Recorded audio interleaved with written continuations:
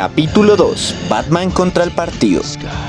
Durante la presentación de la Mujer Maravilla podemos ver una charla entre Stalin y la madre de Diana, donde el primero trata de convencerla de unirse al Pacto de Varsovia. Aquí, la reina doña admite que su lucha por los derechos de las mujeres no tiene comparación con ningún lugar del mundo humano, pero que, por otro lado, sus múltiples violaciones a los derechos humanos dejan mucho de qué hablar. Y esto es bien curioso porque el cómic nos da a entender una de las consignas más icónicas del feminismo marxista. Una verdadera liberación de la clase obrera no se puede dar sin la liberación de las mujeres, así como tampoco una verdadera liberación de las mujeres se puede dar sin la liberación de toda la clase obrera. Recordemos que gracias a la Revolución Rusa las camaradas pelearon y consiguieron varios derechos que a día de hoy tenemos bien normalizados, como la igualdad legal entre hombres y mujeres, las licencias de maternidad y seguridad social para las trabajadoras, el divorcio y la pensión alimentaria e incluso el aborto gratuito, siendo la URSS el primer país en legalizarlo. Te quiero mucho, Coluntine. Pero aunque la URSS realizó varios y enormes aportes a las luchas populares, también es cierto que cometieron un sinfín de atrocidades contra su pueblo a lo largo del tiempo.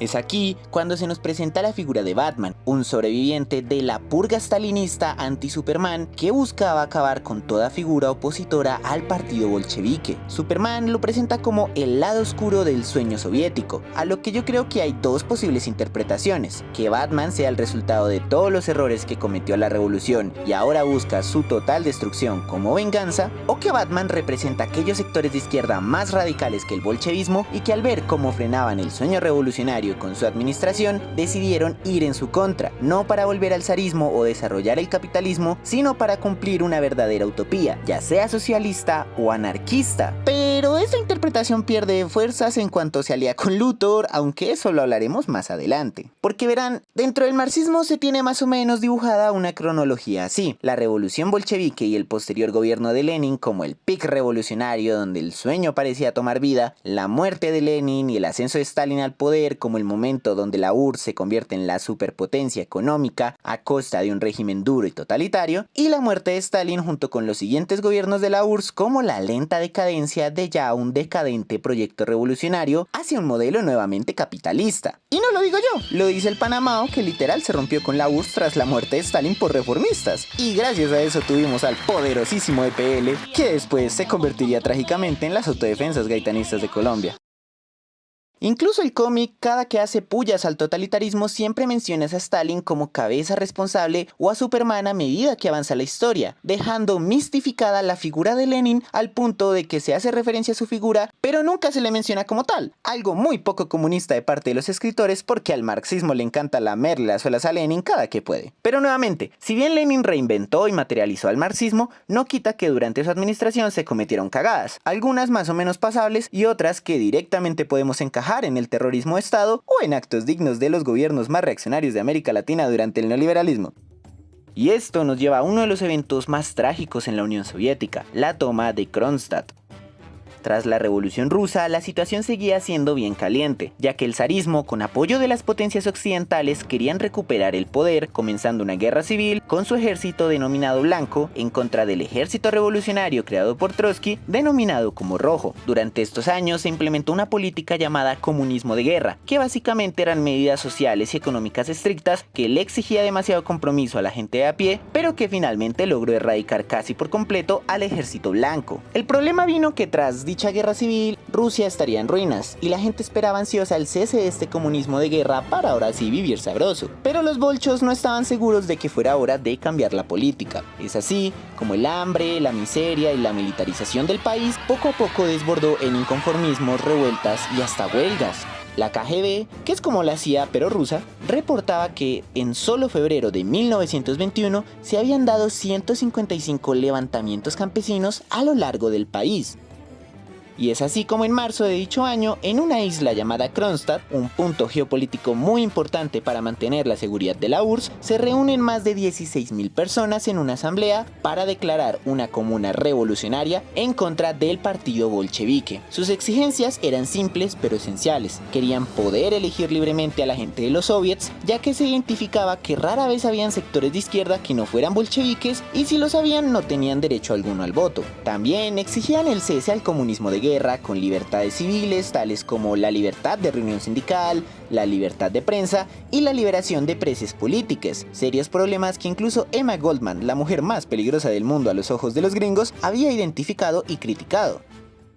En últimas, Kronstadt significaba el inconformismo entre las bases populares, sobre todo las rurales, con los procesos de centralización y burocratización del Estado, ya que habían convertido la consigna de todo el poder a los soviets a todo el poder a los bolcheviques. En Red Son vemos dicha tensión en cuanto Stalin quiere que sea Superman el próximo líder de la URSS, ya que su inmortalidad permitiría que el sueño de Stalin pudiera ser eterno. Y es este mismo miedo el que invade a Batman y a Piotr, el hijo de Stalin, el ser gobernados únicamente por una persona, una ideología por cientos de miles de años. Aunque igual gracias a eso Lex estará miles de años en el poder, así que...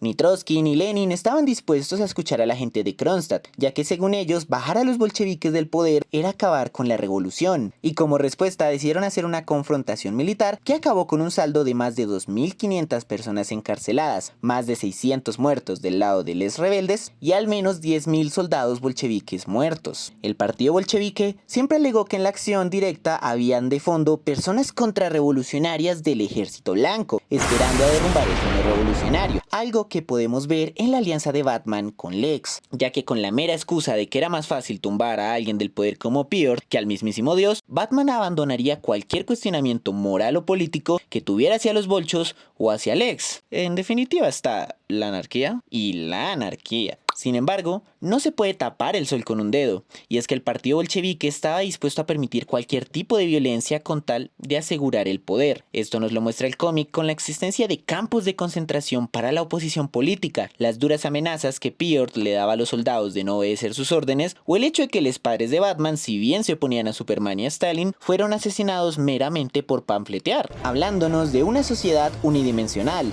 donde se evita cualquier discusión que ponga en tela de juicio al poder, es decir, estamos en el primer estado marxista de la historia, el cual no fue capaz de implementar el materialismo dialéctico.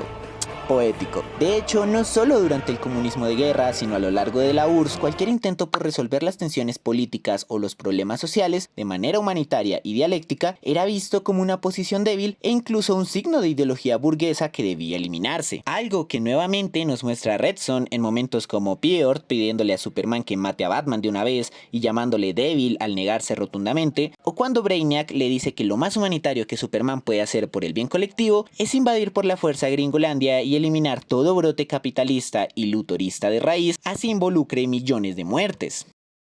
En ambos escenarios, Superman trata de mantener firmes sus ideales de construir una utopía sin el derramamiento de sangre que necesitaron Lenin y Stalin para crear la URSS. Y uno podría decir, no, re chimba al parcero. Pero la verdad es que Superman no está muy lejos de sus predecesores. Si bien es cierto que ya no recurre a la fuerza física y letal para combatir a la oposición, el nuevo Hombre de Acero recurre a tácticas espeluznantes bajo un totalitarismo blanco, combinando elementos orwellianos como la alienación y el lavado de cerebro al hacerles lobotomías a cualquiera que piense diferente, con elementos más huxleyanos del control por medio de la sutileza y el placer, al hacer actos como drogar sin consentimiento a la gente, poniendo químicos y fármacos en el agua potable.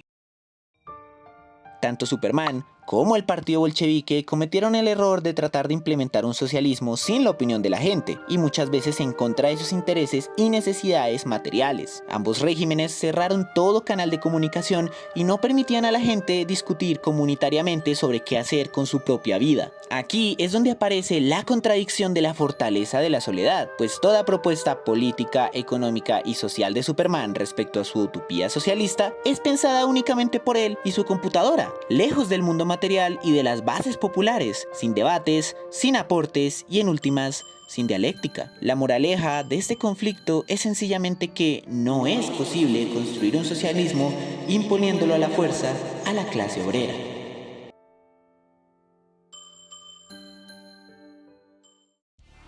Y esta fue la segunda parte del ciclo de videos de Red Son. Recuerden que la idea de la dialéctica necesita tanto de los aciertos como de las cagadas que las distintas experiencias socialistas han realizado. Solo así podremos ir creando nuevos proyectos revolucionarios que respondan de mejor manera a las nuevas crisis capitalistas.